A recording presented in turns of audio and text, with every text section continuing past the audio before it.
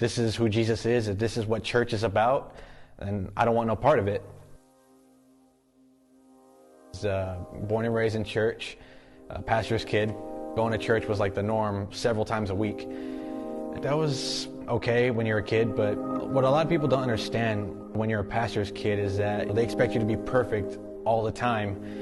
Everyone's ready to say something about you and pick out every single thing about your life that they don't like. When you hit your teenage years, it's a lot harder because everybody was judging me whenever I'd make a mistake, and I couldn't ask for help because I was the pastor's kid. When I was about 21, I left church altogether.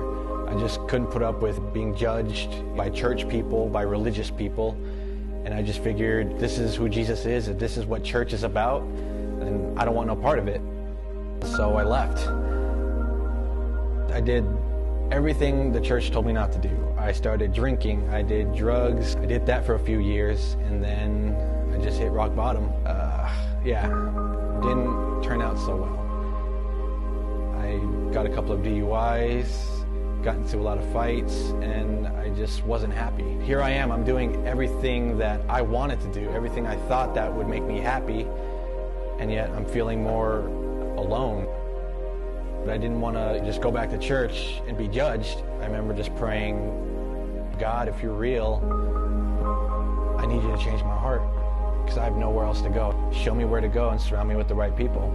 Told about, there's this church in San Fernando called Trinity Church. I'm thinking, are these people going to judge me? I'm covered in tattoos. What are they going to say? Are they going to give me dirty looks? But I just felt drawn to go and just take a chance. I was definitely nervous when I first came to Friday night. I sat in my car and I could see, the door was open. I could hear them doing worship. And man, I was nervous. My hands were sweaty. My heart was racing. And part of me was thinking, if I just leave and don't come back, no one's going to notice. But at the same time, I felt God calling me like, this is the place where I've called you to be. You just need to take a step of faith. And so, I just got out of the car, heart was racing, sweaty and everything, not knowing what to expect. And I walked in and it was just like, I was one of them. I belonged. And I think that is what made me stay. And I think the biggest thing that changed my life was being surrounded by people who would love you unconditionally.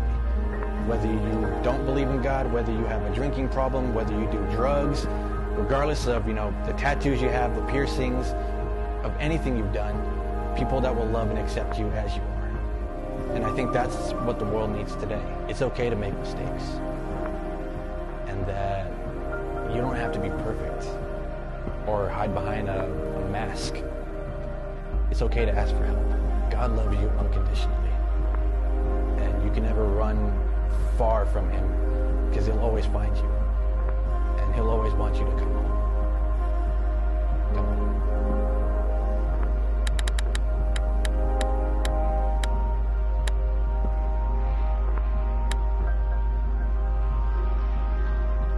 Jesus changes everything.